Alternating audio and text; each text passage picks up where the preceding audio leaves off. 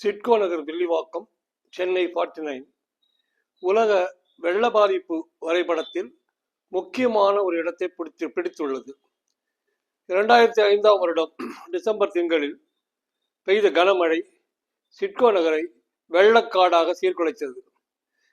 இன்று 2024 இறுதி வரை சிறு மழை கூட பெருவெள்ளமாய் மாறி சிட்கோ நகரில் பெரும் பாதிப்பை ஏற்படுத்துகிறது. மழைநீர் வீட்டுக்குள் புகுந்து சேதப்படுத்துவது மட்டுமின்றி மன உளைச்சலையும் உடல் சீர்கேட்டையும் கூடவே கொண்டு வந்து சேர்க்கிறது. இந்த வெள்ள பாதிப்பை தடுக்க அல்லது பெருமளவு குறைக்க நாங்கள்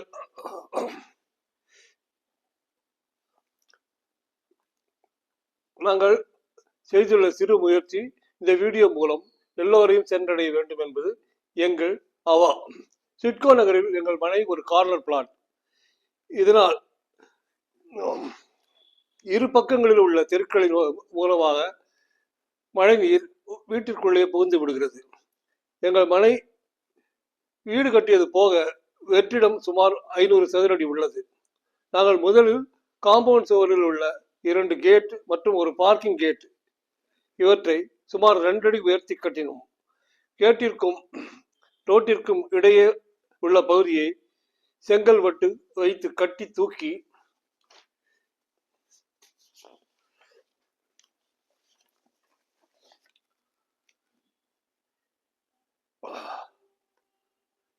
வீட்டிற்கும் காம்பவுண்ட் சுவருக்கும் உள்ள இடத்தை ரப்பிஷ் மூலம் உயர்த்தினோம். வீட்டிலிருந்து கேட் சுமார் 3 அங்குலம் வாட்டம் கொடுத்து தண்ணீரை கேட்டிற்கும் தரைக்கும் உள்ள இடைவெளியில் வெளியேற்ற ஏற்பாடு செய்யப்பட்டது.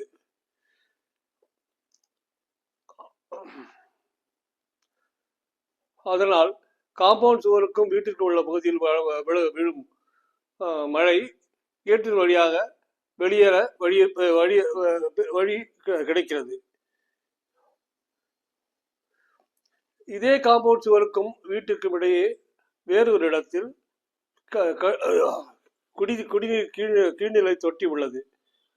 அதன் மேல் உள்ள ஸ்லாப் வழியாக தொட்டிக்குள் மழைநீர் உள்ளே போக வாய்ப்புகள் இருக்கிறது.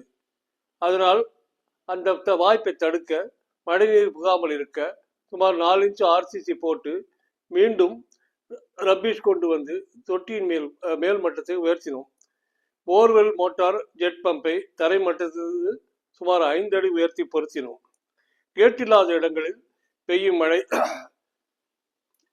மழை நீரை வெளியேற்ற வீட்டின் மூலைகளில் தோட்டம் ஏற்படுத்தினோம். முக்கியமாக வீட்டின் கிழக்கு மூலையில் சுமார் 30 சதுரடி அளவுக்கு 3 அடி ஆழம் வரை தோண்டி அதில் தோட்டம் அமைத்து மழை நீரை தோட்டத்திற்குள் செலுத்தினோம். இந்த மாற்றத்தினால் வீடு பள்ளத்தில் இருக்குமாறு தோன்றினாலும் ஒரு சொட்டு மழை நீர் கூட வெளியிலிருந்து உள்ளே வரவில்லை. காம்பவுண்ட் சுவருக்கு உள்ளே பெய்யும் மழை நீரும் எளிதாக வெளியேறுகிறது அல்லது மண் இடத்தால் உறிஞ்சப்படுகிறது. இப்போது RCC காலம் ஸ்ட்ரக்சர் வீட்டை ஜாக்கி வைத்து தூக்கும் வசதிகள் வந்துவிட்டன. ஆனால் அதற்கு செலவு மிக அதிகம்.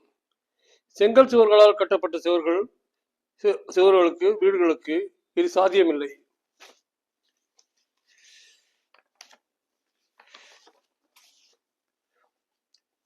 சுமார் 30 ஆண்டுகளுக்கு முன்னால் கட்டப்பட்ட எங்கள் வீட்டை சுமார் 1 லட்சம் ரூபாய் செலவு செய்து இந்த வெள்ள தடுப்பு ஏற்பாட்டை செய்தோம். இதனால் நவம்பர் 30 டிசம்பர் 1 2024 21 சென்டிமீட்டர் மழை பெய்தும் தண்ணீர் ரோட்டில் 2 அடி உயர்த்திக்கு தங்கியிருந்த போதும் வீட்டிற்குள் ஒரு சொட்டு மழை நீர் கூட வரவில்லை. ஆகவே இது எங்கள் முயற்சிக்கு கிடைத்த வெற்றியாக நாங்கள் கருதுகிறோம். நன்றி, வணக்கம்.